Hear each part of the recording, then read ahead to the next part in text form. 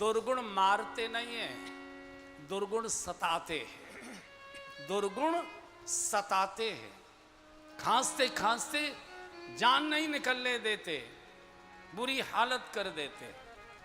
असुर समूह एक नहीं कितने दुर्गुण हैं मेरे अंदर, सता रहे हैं। मैं भीख मांगने आया हूं, मैं याचन आया हूं नृपतोई। नया स्वर्ग बनाने वाला भिक्षा मांग कर आ रहा है। चूंकि भगवान तो कृपा से दया से ही मिलते हैं, मांगने से मिलते। कृपा सुदैन्यार देवजी पर बिना गिड़गिड़ाए भगवान नहीं मिलते, बिना आंसू बहाए भगवान नहीं मिलते, बिना रोए भगवान नहीं मिलते। भगवान मंत्रों से नहीं मिलते, भगवान आंसुओं से मिला करते हैं। मंत्रों से देवता मिलते हैं, आंसुओं से भगवान मिलते हैं। निष्दिन बरसत नैन हमारे, सदा रहत पावस ऋतु हम पर। जब ते श्याम सिधारे, निष्दिन बरसत नैन। एरी मैं तो प्रेद दीवानी मेरो, दर्द न जाने को सखी। मैं तो दर्द दीवानी मेरो, दर्द न जाने को सखी। मैं तो दर्द की मारी बन बन भटकूं, दर्द की मारी बन बन भटकूं। वैद्य मिला नहीं कोई, हाँ वैद्य मिला नहीं कोई। मीरा की रे पीर मिटे जब, मीरा की रे पीर मिटे जब।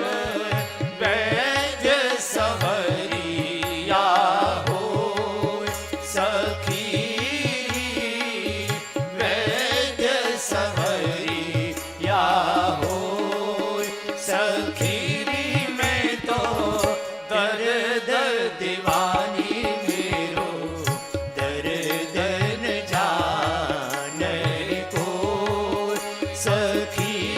मैं तो दर्द दीवानी मेरो, दर्द न जाने, दर्द न जाने, दर्द न जाने को। रोग तो औषधि से ठीक हो सकता है, लेकिन दुष्प्रवृत्ति औषधि से ठीक नहीं होती, भगवान की कृपा से। अनुज समेत देहु रघुनाथा, निशिचर वध में हो सनाथा। निशाचरों का वध हो, मैं सनाथ हो जाऊंगा। रघुनाथ चाहिए मुझे। अनुज समेत देहु रघुनाथा। भगवान बोले नहीं, लेकिन भगवान का हृदय रो पड़ा। मर्यादा पुरुषोत्तम है, पिताजी से कह सकते थे, पिताजी आपको अपने राज्य का भ्रमण करना चाहिए, जनता जनार्दन साधु महात्माओं के आशीर्वाद की स्थिति देखनी चाहिए। वहाँ से साधु को यहाँ रोने आना पड़ रहा है। मर्यादा पुरुषोत्तम है, बोल नहीं पाएंगे। लेकिन उसी समय भगवान ने मन में संकल्प ले लिया। पहला, भगवान जानते थे बड़ा बेटा ही राज्य का उत्तराधिकारी बनता है।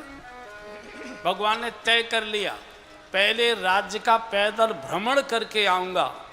सकल मुनि के आश्रमन जाए जाए, सुख दीन निश्चर हीन करो मही, भुज उठाए प्रणकीन।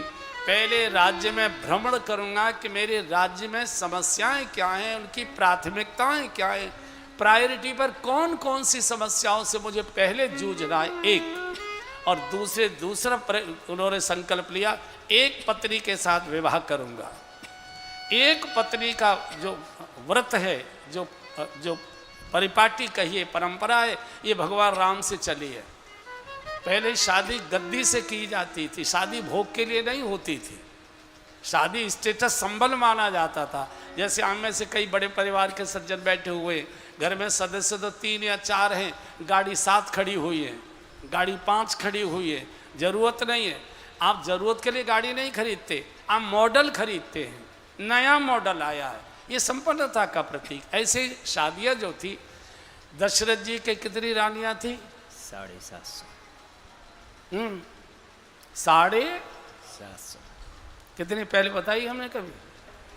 750 रानियां। और साल में दिन कितने होते हैं? कैसे मिलने जाते होंगे? जब ऊपर वाली जीने पर चढ़ते होंगे तो नीचे वाली चीखती होगी, जब नीचे के कमरे में बैठे हुए तो ऊपर वाली चिल्लाती होगी, वहीं बैठा रहेगा कि ऊपर भी आएगा? 750 रानी। समय था क्या राज्य का? नहीं गए। इसलिए भगवान ने 2 निर्णय किया, गद्दी तो मुझे ही मिलनी है, लेकिन पहले मैं राज्य का भ्रमण करके आऊंगा संपूर्ण, क्या क्या मेरे राज्य में समस्याएं हैं। और गद्दी पर बैठने से पहले भगवान ने समस्याओं को पहले ही समूल नष्ट किया, बाद में राज गद्दी पर बैठे वो रावण तक को भी समाप्त करके आए थे। उसके बाद राज तिलक हुआ उनका, उसके बाद गद्दी पर बैठे। दशरथ जी बहुत रोए, नहीं नहीं मुझे ले चलो, मेरी सेना को ले चलो, राम देत नहीं बनाए गुसाई। विश्वामित्र का राजन, तुमको मालूम है, तुमको ये 4 पुत्र यज्ञ से मिले हैं, और आज यज्ञ संस्कृति पर संकट है। यज्ञ संस्कृति की रक्षा करो ताकि भविष्य में कोई और राजा भी पुत्र का अमिष्ट यज्ञ करा सके। वशिष्ठ जी बीच में आगे, राजन दे दो। और जैसे गुरु ने कहा दे दो, दशरथ जी ने कहा ठीक है, ये दोनों बेटे आपके।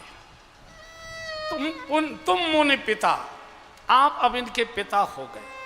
एक समय गुरुओं की आज्ञा से सत्ता चलती थी, ऋषियों के साधुओं की आज्ञा से सत्ता चलती थी।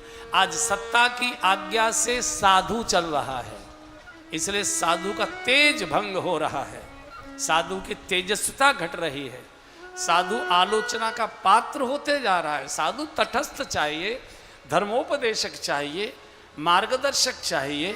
उसको क्या किसकी प्रसन्नता अप्रसन्नता से लेना देना है। अब आपको मैं एक निवेदन करता हूँ, त्रेता की घटना है। उस समय भगवान प्रकट हो चुके थे। विश्वामित्र जी की इतनी बड़ी हैसियत थी कि वो भगवान को मांग कर ले गए और राक्षसों का उन्होंने संहार करा दिया। हम अपनी निशाचरी प्रवृत्ति से हम कैसे बचे? हम कैसे बचे? तो इस कलयुग में जैसे हर मौसम के कपड़े अलग होते हैं, हर मौसम का भोजन अलग होता है, ऐसे हर मौसम के नियम सिद्धांत भी अलग अलग हुआ करते हैं। जिस मौसम में हम और आप निवास कर रहे हैं कलकाल में, इसमें कोई भगवान प्रकट होकर हमारे संकट दूर करने नहीं आएगा। इन बुरी आदतों से बचने का एक ही तरीका है, सिर खाली मत रखिए।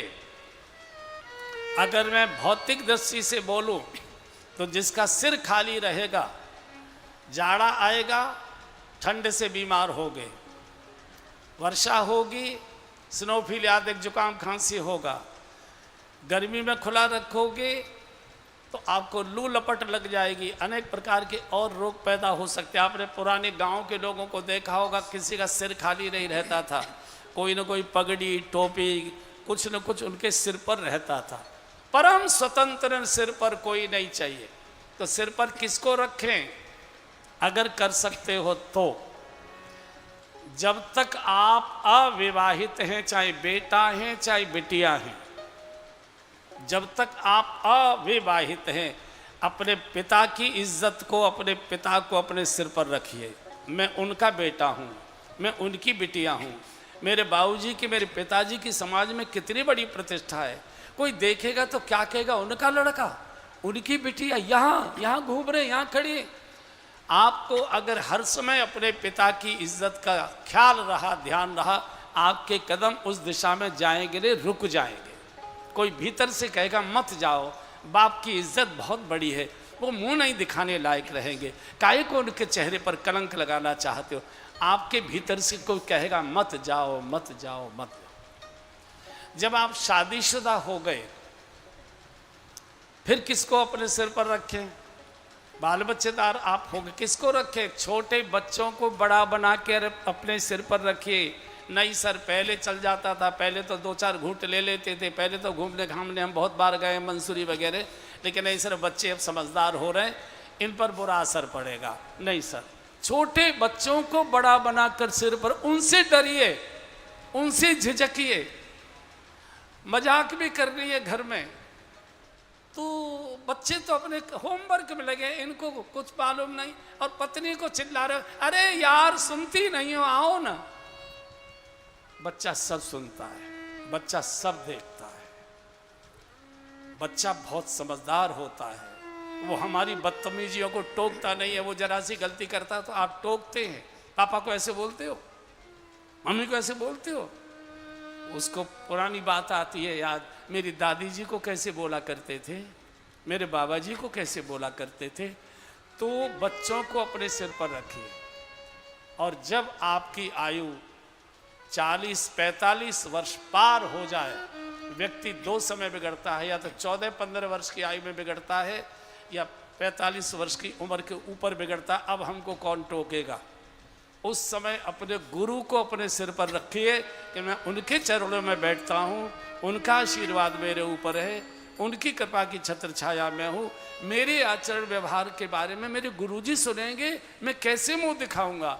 आपको भीतर से कोई कहेगा इधर मत जाइए, ये आपके लिए मार्ग नहीं है, ये आप मत करिए। बाकी तो भैया जो चाहिए सो करिए। शास्त्र तो सिद्धांत देता है, सूत्र देता है। यहाँ से राम और लक्ष्मण जी को लेकर विश्वामित्र जी चले हैं, रास्ते में ताड़का का वध किया है, सुबाहु को मारा है, मारीच को 100 योजन दूर ऐसा बाण मारा, फेंक दिया। आश्रम में रात्रि को विश्राम हुआ है। भगवान गुरुदेव की चरण सेवा करते, जिनको सौभाग्य मिला है या सौभाग्य मिलता है, ऐसे गुरुदेव जिनकी आयु 60 वर्ष पूर्ण हो चुकी है, आपको अवसर मिले और गुरु की कृपा हो तो थोड़ी देर उनकी चरण सेवा जरूर करिए। आशीर्वाद बिना मांगे हमारी झोले में भर जाते, आशीर्वाद मांगे नहीं जाते। बिना गुरु के बेड़ा पार हो नहीं सकता। यहाँ से विश्वामित्र जी ने कहा कि राघव, तुम तो अधूरे यज्ञ पूरा करने आए हो। एक राजा का यज्ञ अभी अधूरा पड़ा है, ऋषि का यज्ञ तो तुमने पूरा करा दिया, तो उसका भी यज्ञ पूर्ण करते। कौन सा गुरुजी? बोले धनुष यज्ञ। और धनुष्य के नाम सुनते ही भगवान को मानसिक रूप से जानकी जी दिखाई देने लगी। जानकी जी भक्ति की प्रतीक है, और भक्ति से मिलने के लिए भगवान लालायित हो उठे और कहा, गुरुजी आधी रात तो बीत गई, क्वार का महीना है और क्वार की धूप बहुत तेज होती है, हिरन भी काले पड़ जाते हैं, ऐसा करो सो के क्या करेंगे, ठंडे ठंडे में रास्ता पार कर लेते। भक्ति से मिलने के लिए भगवान उतावले हो गए। बहुत सुंदर चौपाई लिख गाई। धनुष यज्ञ सुनि रघुकुल नाथा, हर्षि चले मुनि वर के साथा। धनुष यज्ञ सुनि रघुकुल नाथा, हर्षि चले वर के साथा। आश्रम एक दीख माग माही, आश्रम एक दीख माग माही। खग मृग जीव जंतु ताह नाही, खग जंतु ताह नाही। पूछा मुनि शिला प्रभु देखी, सकल कथा मुनि कहा विषेकी। पूछा मुनि शिला प्रभु देखी, सकल कथा मुनि कहा विषेकी। धनुष यज्ञ सुनि रघुकुल नाथा, से चले मुनि वर के साथ, हर से चले मुनि वर के साथ, हर से चले मुनि वर के साथ। आगे आगे गुरुदेव, पीछे पीछे प्रभु श्री राम, लक्ष्मण जी, बाकी सारे साधु समाज के लोग जनकपुर की यात्रा के लिए प्रभु ने दाहिना श्री चरण आगे बढ़ा दिया। जनकपुर की यात्रा माने भक्ति से मिलने की यात्रा। जानकी जी भक्ति की प्रतीक है, भक्ति से मिलने की यात्रा, भजन की यात्रा, साधना की यात्रा, भक्ति की यात्रा, गुरु के आशीर्वाद से, गुरु के सानिध्य में, गुरु के मार्गदर्शन में, गुरु के अनुसरण में। भजन मनमुखी नहीं चाहिए, भजन गुरुमुखी चाहिए। देखिए, पेट भरने की शिक्षा भी अगर लेनी होती है तो 10-12 साल किसी न किसी गुरु के सामने बैठकर ग्रंथ अध्ययन करना पड़ता है, परीक्षाएं देनी पड़ती हैं, तब पेट भरने की शिक्षा हमको मिलती है। परमात्मा के बातों से मिल जाएगा। किसी न किसी गुरु के श्रीमुख से सुना हुआ मंत्र ही परिणाम करता है। पुस्तकों में सारा लिखा, जो कॉलेज में पुस्तक अध्यापक पढ़ाते हैं वो सब दुकान पर मिलती हैं, लेकिन उनका ज्ञान आप कितने भी उनको रट लीजिए, आपको डिग्री तब मिलेगी जब किसी विद्यालय में नाम लिखाओगे और किसी गुरु के सामने बैठकर शिक्षा का अध्ययन करोगे और परीक्षा दोगे, पास होगे, तब पेट भरने की शिक्षा मिलेगी आपको। ऐसे ही भगवत प्राप्ति के लिए भी मंत्र तो ग्रंथों में लिखे, लेकिन मंत्र जब किसी गुरु के मुख से आएगा, चूंकि गुरु भगवान से जुड़ा, परंपरा भगवान से जुड़ी है, जैसे ही आप गुरु का मंत्र कानों से सुनते हैं दीक्षा के रूप में, तो ऐसे ही जिस लोक की दीक्षा है, मान लो शिव मंत्र लिया तो कैलाश की दीक्षा है, राम मंत्र लिया तो साकेत की दीक्षा है, कृष्ण मंत्र लिया तो गोलोक की दीक्षा है, विष्णु मंत्र लिया तो बैकुंठ की दीक्षा है, इनके सबके लोक हैं। जैसे ही आपने यहाँ मंत्र उच्चारण किया, गुरुदेव के मुख से सुना और आपने उच्चारण किया, तैसे वहाँ लाइट जल जाती है और ये जो आपका शरीर है ये बहुत छोटे अंश में वहाँ जाकर स्थापित हो जाता है। यहाँ जितना आप भजन बढ़ाएंगे उतनी वहाँ लाइट बढ़ती जाएगी। अगर मान लीजिए आपने मंत्र तो ले लिया लेकिन जपना अपना नहीं किया और कोई पूजा पाठ नहीं किया और शरीर छूट कर चला गया, तो अगले जन्म में गुरु वही मिलेगा जो इस जन्म में था। नाम अलग हो सकता है, रूप अलग हो सकता है, स्वरूप अलग हो सकता है, वही गुरु मिलेगा। जैसे हर जन्म में 7 जन्मों तक कन्या का वर बदलता नहीं है, ऐसे ही शिष्य का भी गुरुवर बदलता नहीं है, मिलेगा वही वही वही मिलेगा। तो बिना गुरु के, लोग कहते कहाँ है आजकल, सब गुरु घंटाल है, 4-6 नाम रट के देखो, उनको देखो, उनको देखो, उनको देखो, इनको। क्योंकि हम गुरुओं की परीक्षा लेते हैं, गुरु परीक्षा से नहीं मिलते। कई लोग मुझे कहते हैं, एक मुझे बड़ा थोड़ा अटपटा भी लगता है, हमसे कई बार कई लोगों ने कहा महाराज जी कोई अच्छे से गुरु बताओ, हम दीक्षा लेना चाहते। अब मैं मन में सोचता हूँ, मैं क्या यार तुझे राक्षस दिखाई दे रहा हूँ? यानी मुझसे ही पूछ रहा है कोई अच्छे से गुरु बताओ। अच्छे से गुरु कौन है? जो बिना मेहनत के व्यापार दुगुना करवा दे, लॉटरी की टिकट निकलवा दे, मुकदमा जितवा दे, मैं जिसको चाहता हूं उसके साथ मेरी शादी करवा दे, चुनाव में टिकट दिलवा दे, पड़ोसी का सत्यानाश करवा दे। हमको तो ऐसे चाहिए ना। भजन तो खुद करना पड़ता है। कितने भी अच्छे कॉलेज में एडमिशन ले लीजिए, कितना भी विश्व प्रसिद्ध अध्यापक आपको पढ़ा रहा होगा, पढ़ना तो बाबू स्वयं को ही पड़ेगा, परीक्षा तो स्वयं को ही देनी पड़ती है। गुरु परीक्षा नहीं देगा, मेहनत तो स्वयं को ही करनी पड़ेगी। भोजन, भजन, मरण और बरण ये कोई दूसरा नहीं कर सकता है। भोजन भी खुद ही करना पड़ेगा, चाहे मुंह से करो, चाहे इंजेक्शन से करो, चाहे नलियों से करो, भोजन स्वयं करना पड़ेगा, भजन भी स्वयं करना पड़ेगा। हाँ, अनुष्ठान किसी से करा सकते हैं, पूजा पाठ किसी से करा सकते हैं, लेकिन भजन तो स्वयं ही करना पड़ेगा। भोजन, भजन, वरण, शादी में भी गधे पर बैठकर खुद ही जाना पड़ेगा।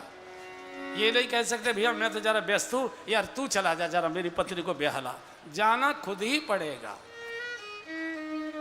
अच्छा, गधे के नाम पर हंसी आ रही होगी, गधे के नाम पर। आजकल घोड़े कहाँ मिलते हैं? मैंने पहले पता नहीं सुनाया कि नहीं, इसी दिल्ली में आज से शायद 7-8 साल हो गए होंगे, अखबार में आपने सुना पढ़ा होगा, टीवी में भी एक रात में दिल्ली में 13,500 शादियां थी। 13,500। तो जो मेरी कथा में जो टेंट वाले थे उनसे मैंने पूछा कि भाई 13,500 दूल्हों के लिए घोड़ी कहाँ से आई? अरे बोले महाराज जी नाक में दम हो गया, बड़ी मुश्किल।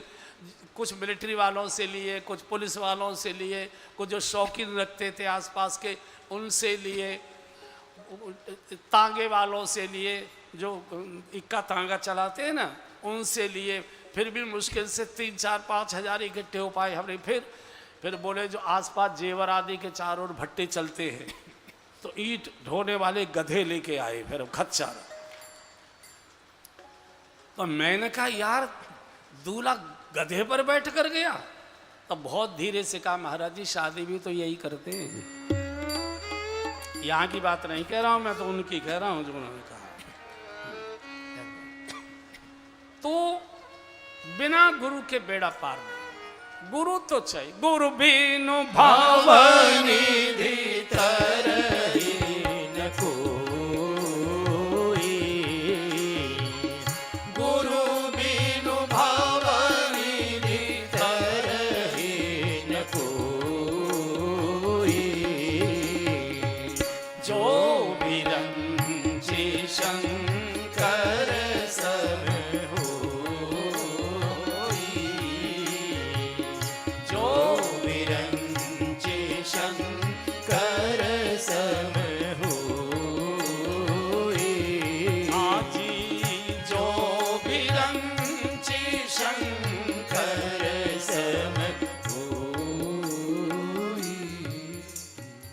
खोजे नहीं जाते, गुरु का दर्शन किया जाता है, गुरु को नमन किया जाता है, गुरु को प्रणाम किया जाता है। बूढ़ी दादी चिल्ला देती है जब उसका बेटा अपनी बिटिया के लिए वर ढूंढने जाता, काय को पैर तोड़ रहे हो, जहां लिखी होगी वहां से अपने आप है जाएगी। तो गुरु की प्रतीक्षा की जाती है। हम गुरुओं की परीक्षा लेते हैं, इनको कुछ चुर्रैट आती है कि नहीं, इनको कुछ करामात। तो करामात ढूंढोगे तो फिर तो जादूगर ही मिलेंगे, आपके कष्ट तो नहीं काटेंगे, एक दिन आपकी जेब जरूर काट लेंगे। इसलिए प्रतीक्षा करिए। किसके चरणों में बैठे? जिनको देखते ही मन गवाही दे जाए, बस अगर इनकी कृपा हो जाए तो। जिनके पास बैठकर मन हमारा एकदम शांति का अनुभव करे, सुकून का अनुभव करे, आनंद का अनुभव करे, उन्हीं के चरणों में बैठ जाए। जिनके पास बैठकर हमको हमारे दुर्गुण याद आने लग जाए और मन ही मन उनके प्रति मन में घृणा होने लगे, मैं किस कीचड़ में पड़ा हूँ, गंगा तो इन चरणों में बैठी। जिनको देखकर, जिनके पास बैठकर दुर्गुण छोड़ने की इच्छा जगने लग जाए, शुभ करने की लालसा पैदा हो जाए, उन्हीं चरणों में बैठ जाइए। वो जब जो आज्ञा दें, जो जैसा मार्ग बताएं उसका पालन करिए। परीक्षाएं मत लीजिए, प्रतीक्षा करिए। गुरु परीक्षा से नहीं, प्रतीक्षा से मिलता है, झुके हुए शीश से मिलता है, डबडबाती आंखों से मिलता है, कपकपाते होठों से मिलता है, जुड़े हुए हाथों से मिलता है, टिके हुए घुटनों से मिलता है। गुरु अकड़ से नहीं मिलता, मोटे लिफाफे से गुरु नहीं मिलता है। गुरु मिलता है आंखों के आंसुओं से, विनम्रता से। कृपास दैन्यार देवजी प्रजायते। भगवान स्वयं जगत गुरु हैं। कृष्णम वंदे जगत गुरु। और बंदो, न गुरु जन्म लेते हैं न गुरुओं की मौत होती है। दो ही घटना होती है, या तो गुरु प्रकट होते हैं या गुरु अंतर्ध्यान होते हैं। कभी गुरुओं की मौत नहीं हुआ करती है। इसलिए आप गुरुओं को चित्रपट भी मत लगाइए। चित्रपट तो इसीलिए लगाते हैं हम गुरुओं का कि उनको दर्शन करते ही पूरी की पूरी गुरु का स्वभाव याद आने लगता है। मैं सन 2000 की बात है, तो गाजियाबाद में कथा कर रहा था, रामलीला मैदान में।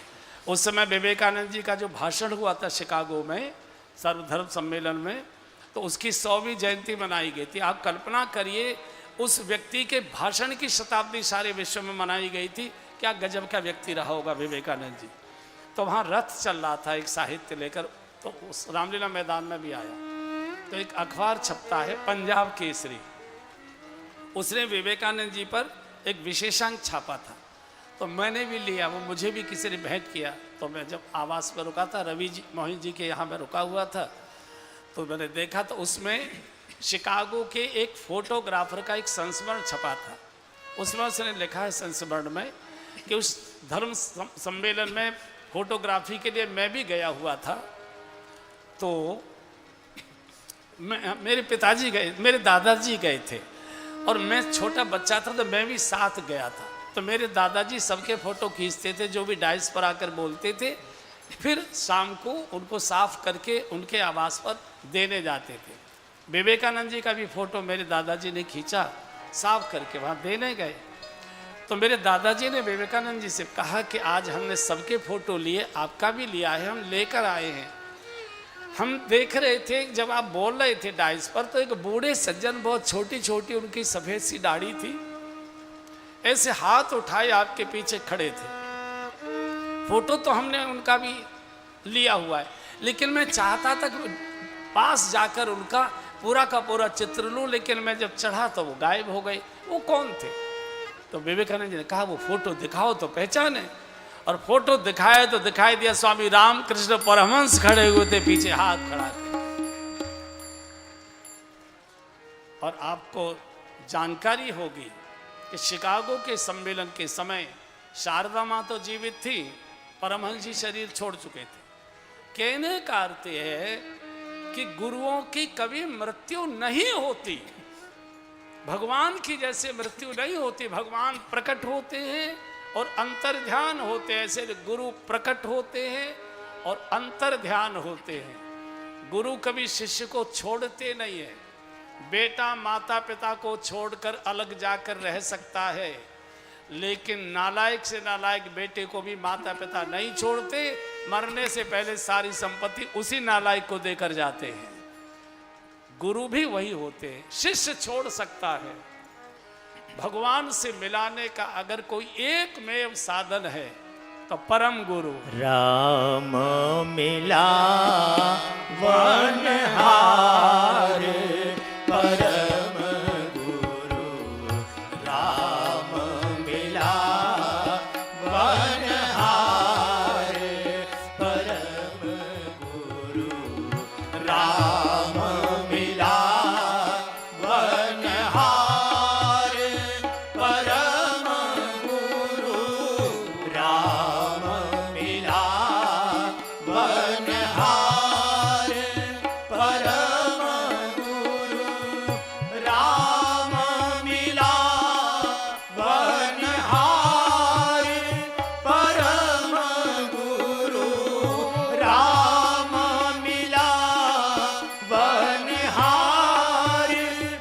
परम गुरु, राम मिला वनहार परम गुरु, राम मिला वनहार परम गुरु। अति उदार मंजुल मंगलमय, अति उदार मंजुल मंगलमय, अभिनव फल दातार परम गुरु, अभिनव फल दातार परम गुरु, राम मिला वनहार परम गुरु, राम मिला वनहार परम गुरु। मोर आसरो नाही तुम बिना मोर आसरो, नाही तुम बिन दीजो लोक मझार परम गुरु तीनों लोक मझार परम गुरु राम मिला वनहार, परम गुरु राम मिला वनहार, परम गुरु जयते जयते गुरुदेव दयामय, जयते जयते गुरुदेव दयामय, दीजो मति विसार परम गुरु, दीजो मति विसार परम गुरु राम मिला वनहार, परम गुरु राम मिला वन, राम मिला वन, राम मिला वनहार, परम गुरु। एक बार हाथ उठाकर बोलिए श्री गुरुदेव भगवान की जय। आज जगत गुरु स्वयं गुरुदेव के सानिध्य में, उनके अनुसरण में पीछे पीछे चलकर भक्ति के मार्ग पर भक्ति से मिलने की यात्रा कर रहा है। थोड़ी दूर आगे निकल एक बड़ा भारी आश्रम, मेन गेट पर एक बड़ी भारी शिला पड़ी है। प्रभु रुक गए, जानबूझकर गुरु भगवान को उस रास्ते से लेकर गया है, क्योंकि प्रतीक्षा कर रही थी अहिल्या। और जो भगवान की प्रतीक्षा में बैठा होता है, गुरु भगवान को हाथ पकड़कर उसके द्वार तक लेकर जाता है। वो नहीं आ पाएगी ठाकुर, तुमको ही जाना पड़ेगा। खड़ा कर दिया, राघव इसका उद्धार कर। गौतम नारी शाप वश और उपल देह धरि धीर, चरण कमल रज चाहते,